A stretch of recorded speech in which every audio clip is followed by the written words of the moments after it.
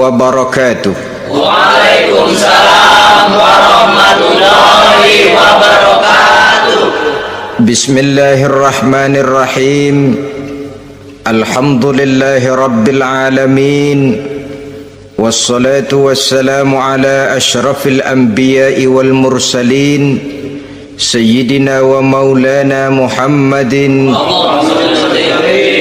wa ala alihi wa ashabihil mujahidin at-tahirin. Amma ba'du, subhanaka la ilma lana illa ma 'allamtana innaka antal alimul hakim.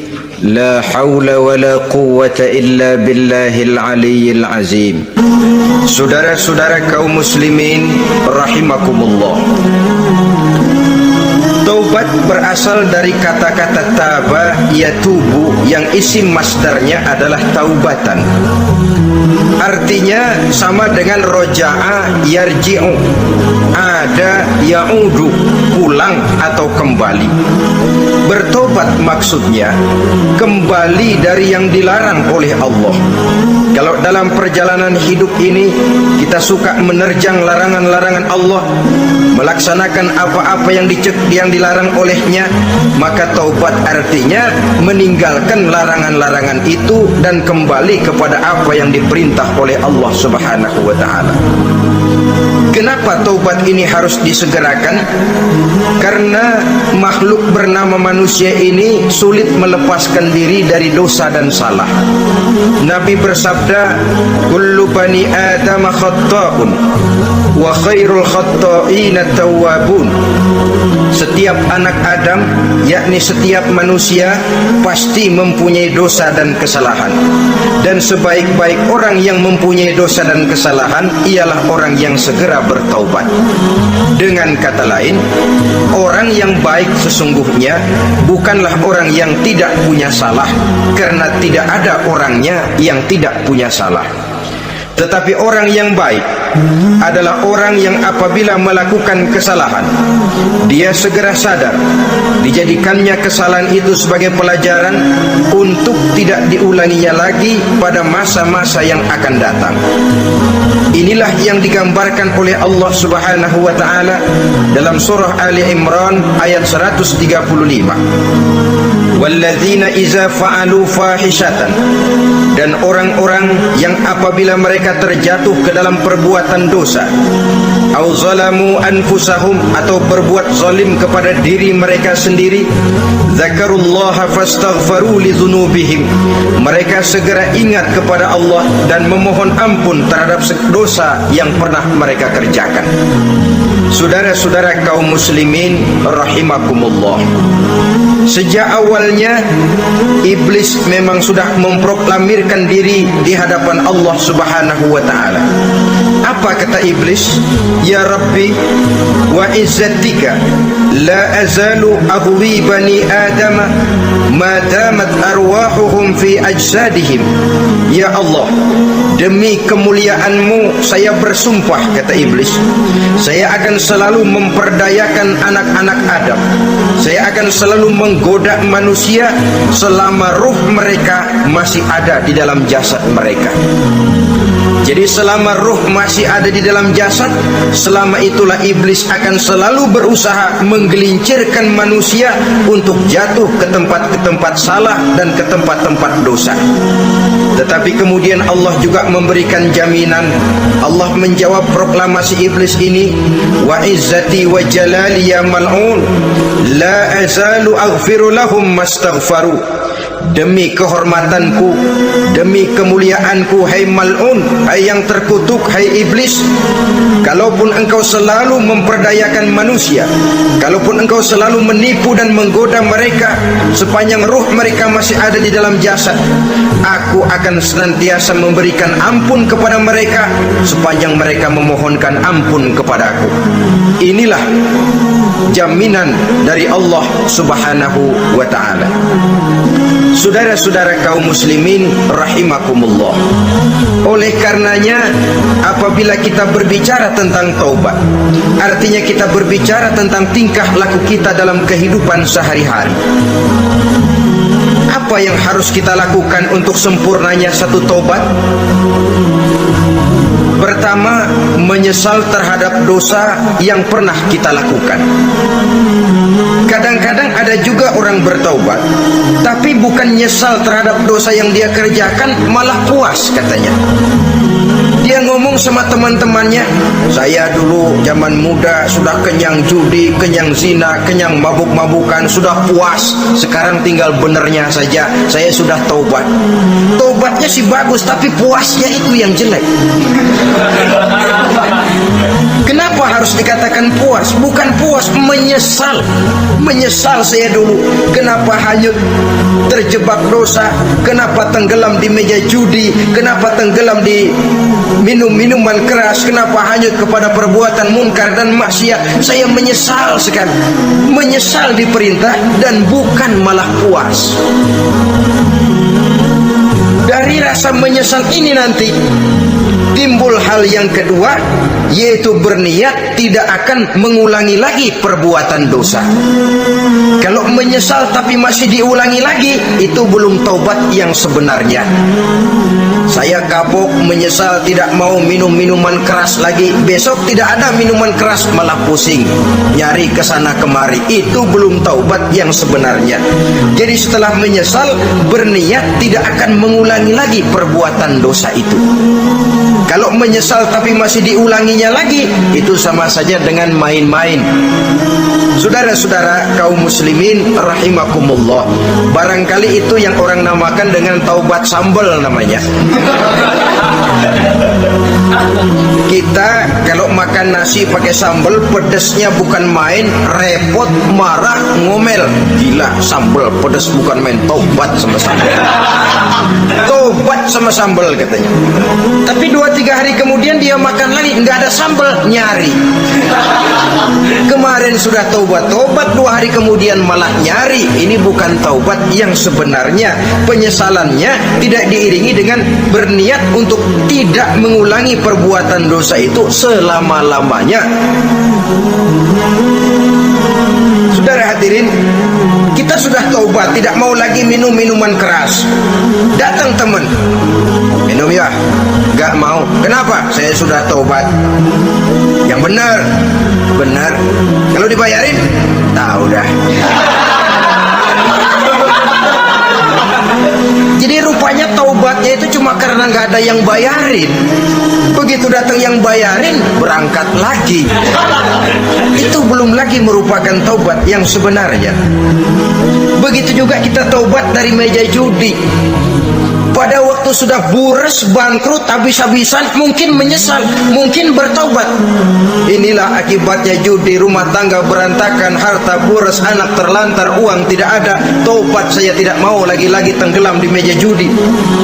Pada saat kondisinya bangkrut, itu yang diucapkan. Tapi 2-3 hari, 4-3 minggu, 1 bulan kemudian rezekinya banyak, makmur lagi, usahanya maju lagi, lupa lagi dia kepada ucapan sebelumnya. Akhirnya sedikit demi sedikit tenggelam kembali di meja judi. Ini pun belum merupakan taubat yang sebenarnya. Jadi untuk sempurnanya taubat, yang pertama menyesal terhadap dosa yang telah dilakukan, yang kedua berjanji tidak akan mengulangi lagi, kemudian yang ketiga meninggalkan perbuatan jahat itu untuk selama-lamanya. Dengan kata lain, kalau memang taubat tidak mau minum lagi, talak 3 itu minuman keras. Kalau memang niat tidak akan berjudi lagi, talak 3 itu segala macam bentuk perjudian, meninggalkan perbuatan jahat. Yang keempat, menunaikan semua fardu dan kewajiban. Sebab barangkali pada saat kita tenggelam dalam dosa, perintah-perintah Allah, jangankan yang sunnah, yang wajib saja sering kita lalaikan. Maka apabila diri telah berniat melaksanakan taubat, maka tunaikan semua kewajiban yang disyariatkan oleh agama kepada kita. Yang kelima, meminta halal kepada para lawannya dengan termasuk mengembalikan hak milik orang lain. Ini kalau menyangkut menyangkut hukukul adamiyin atau hak-hak manusia. Jadi kalau kita berdosa kepada sesama manusia, Allah belum akan menerima taubat kita kalau kita belum minta maaf kepada yang bersangkutan. Adapun kalau kita sudah minta maaf tapi yang bersangkutan tidak mau memberikan maaf, itu urusan dia kepada Allah. Urusan kita adalah meminta maaf kepada yang bersangkutan. Hal yang keenam, mendidik atau melatih diri untuk bertaat kepada Allah. Sebagaimana kita dulunya telah melatih diri, memperturutkan diri untuk berbuat durhaka, lalu memperbaiki yang dimakan dan yang diminum. Itu juga merupakan ciri dari orang-orang yang melaksanakan taubat kepada Allah Subhanahu wa ta'ala. Kemudian apalagi? Memperbanyak istighfar di dalam kehidupan. Disabdakan oleh Nabi, inna likulli da'in dawa'un wa dawa'u zunubi al-istighfar. Sesungguhnya segala macam penyakit tentu ada obatnya, dan obat dari segala macam dosa adalah istighfar. Saudara-saudara kaum muslimin rahimakumullah, jadi kalau yang terdahulu merupakan perbuatan-perbuatan konkret, maka yang terakhir ini taubat dalam bentuk ucapan berupa memperbanyak istighfar, memohonkan ampun kepada Allah Subhanahu wa ta'ala.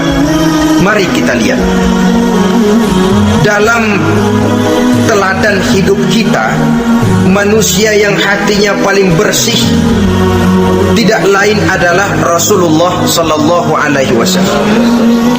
Beliau sudah mendapat jaminan ampun dari seluruh dosa. Liyaghfir lakallahu ma taqaddama min zambika wa ma ta'akhkhar, kata Allah. Muhammad, dosamu yang dahulu, dosamu yang sekarang, dosamu yang akan datang jikalau memang ada, seluruhnya sudah mendapat jaminan ampun dari Allah. Tetapi coba lihat dari sejarah perjalanan hidup yang mulia ini, sungguh pun beliau sudah nyata-nyata mendapat jaminan ampun dari Allah. Beliau mengatakan, ayyuhan nas tubu ilallah fa inni atubu fil yaumi mi'ata marrah. Wahai manusia, bertaubatlah kepada Allah, maka sesungguhnya saya, kata beliau, dalam satu hari bertaubat 100 kali kepada Allah. Dalam riwayat yang lain, sab'ina marrah, 70 kali beliau mengucapkan istighfar minimalnya dalam sehari semalam. Orang yang sudah nyata-nyata mendapat jaminan ampun dari Allah ini, satu hari satu malam istighfarnya minimal 70 kali. Apatah lagi kita yang nyata-nyata belum mendapat jaminan ampun dari Allah. Di dalam satu hadis diriwayatkan bahwa iblis laknatullah alaih pernah berkata, ahlaktun nasa bizzunubi wal ma'asi. Aku rusak dan aku hancurkan kehidupan manusia dengan dosa dan dengan segala macam perbuatan maksiat. Iblis menghancurkan manusia dengan menanamkan kegemaran berbuat dosa dan menanamkan kesukaan untuk bergelimang dalam dunia maksiat. Tetapi kemudian iblis mengakui, wa ahlakuni bila ilaha illallah wal istighfar. Tetapi kemudian terbalik, manusia menghancurkan aku dengan kalimat la ilaha illallah dan dengan istighfar, yakni mengucapkan astaghfirullahalazim. Inilah senjata pemungkas menghadapi upaya iblis untuk menghancurkan manusia. Kalau iblis menghancurkan manusia dengan perbuatan dosa, dengan menenggelamkan manusia ke dalam perbuatan-perbuatan maksiat, hendaknya kita sadar. Pada saat kita terdorong untuk melakukan perbuatan dosa, kita lalu sadar inilah perangkap iblis untuk membinasakan saya. Pada saat kita terjebak ke dalam perbuatan maksiat dan munkarat, ingatlah baik-baik, inilah perangkap iblis untuk merusak dan membinasakan saya. Maka hancur hancurkan perangkap iblis, hancurkan tipu daya dan usaha iblis itu dengan apa? Dengan kalimat la ilaha illallah dan dengan memperbanyak istighfar. Falamma ra'aitu dzalik, ketika aku lihat hal itu, kata iblis, mereka hancurkan kita dengan dosa dan maksiat, dan kita hancurkan mereka dengan la ilaha illallah dan istighfar. Diamkah iblis?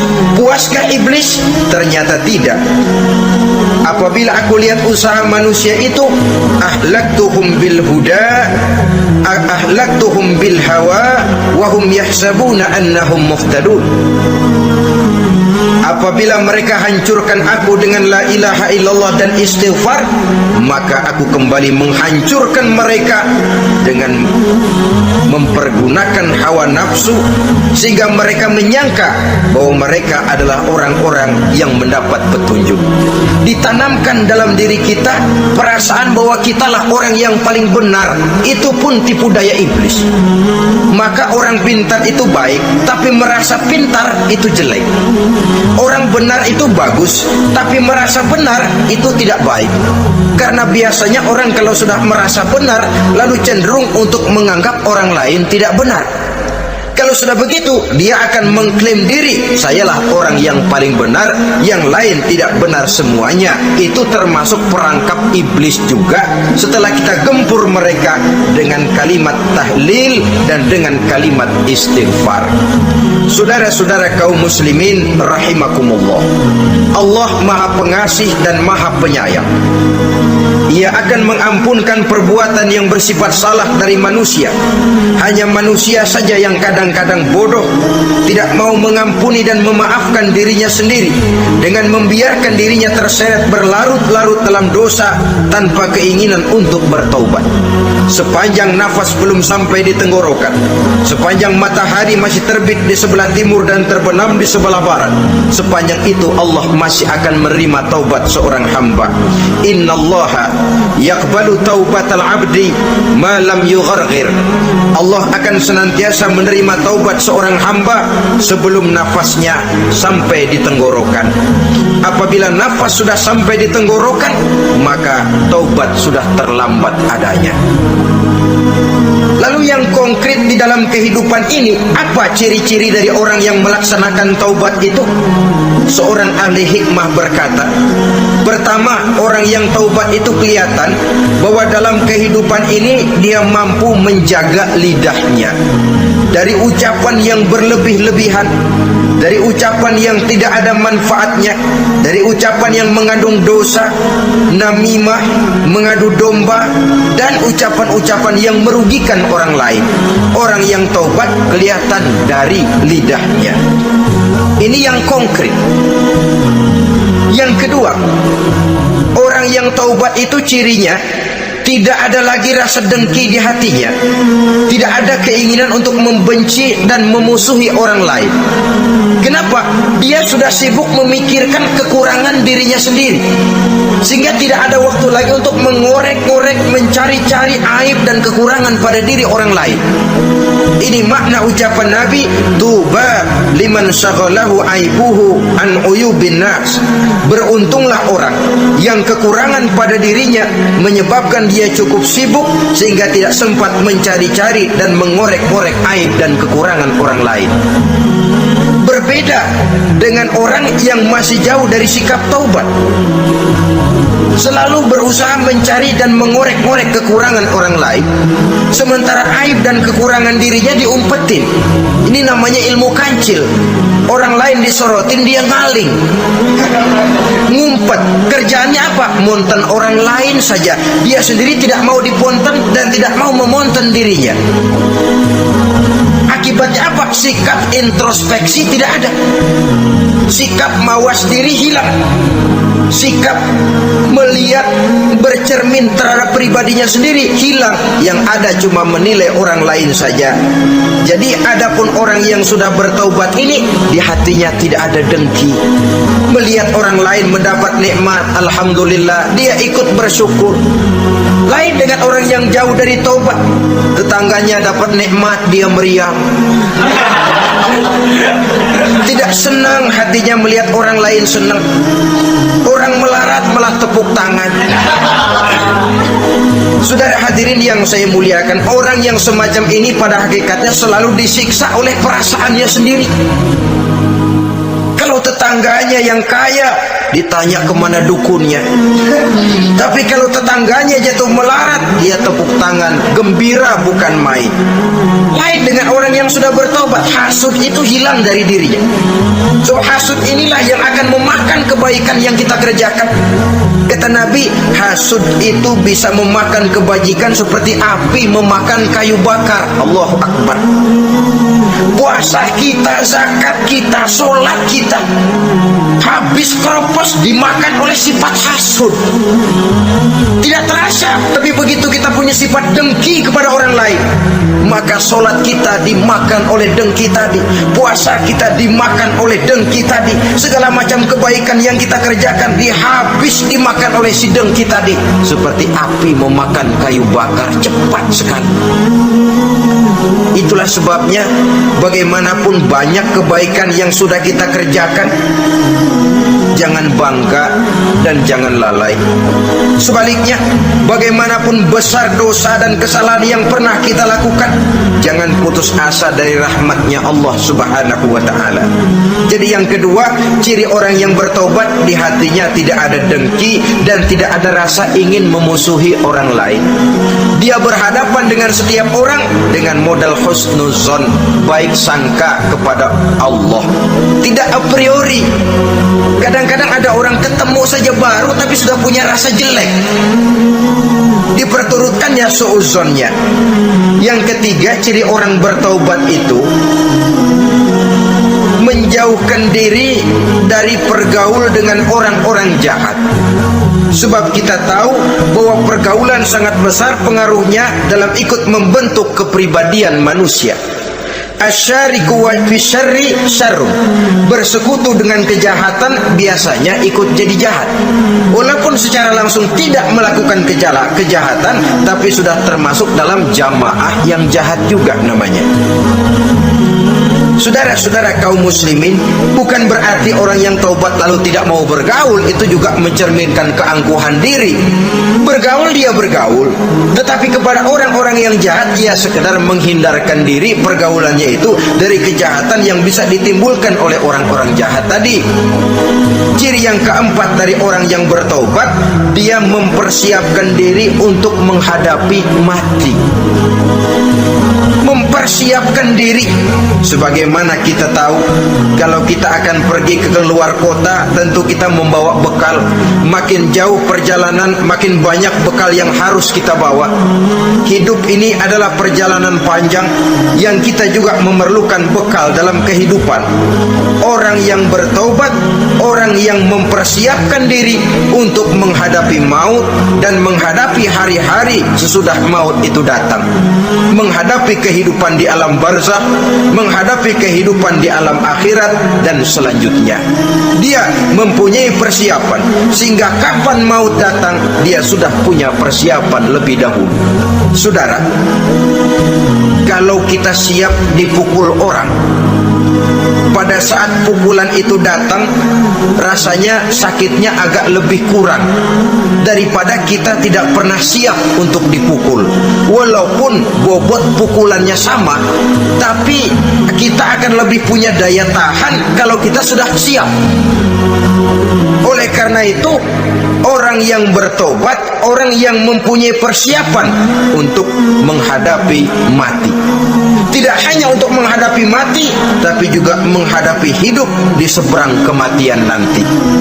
Maka karenanya dia sibuk dengan dunianya, tapi juga dia lebih sibuk dengan akhiratnya. Dia tenggelam dalam berbagai macam kesibukan dunia, lain saat dia memfanakan diri untuk membekali diri menghadapi kehidupan sesudah hidup yang sekarang ini. Ciri-ciri ini tentu akan kelihatan dari gerak hidup seseorang. Saudara-saudara kaum muslimin rahimakumullah. Jadi dengan kata lain, kalau kita kembali kepada surah Ali Imran ayat 135 tadi, apabila dalam kehidupan terjebak kita kepada perbuatan dosa atau zalim kepada diri sendiri, zakarullah, segeralah mengingat Allah, fastaghfaru li dzunubihim, dan segera memperbanyak istighfar, memohon ampun kepada Allah Subhanahu wa taala, sebab dosa dalam Islam hanya bisa ditebus dengan taubat. Bukan dengan uang, bukan dengan beras, bukan juga dengan piagam. Dosa dalam Islam hanya bisa ditebus dengan melaksanakan taubat kepada Allah. Dan untuk bertaubat tidak usah ngulur waktu. Besok saja, bulan depan saja, tahun depan saja, nanti saja kalau sudah agak sedikit tua. Ibarat diri kita ini kaca, kata Imam Ghazali, maka dosa adalah debu.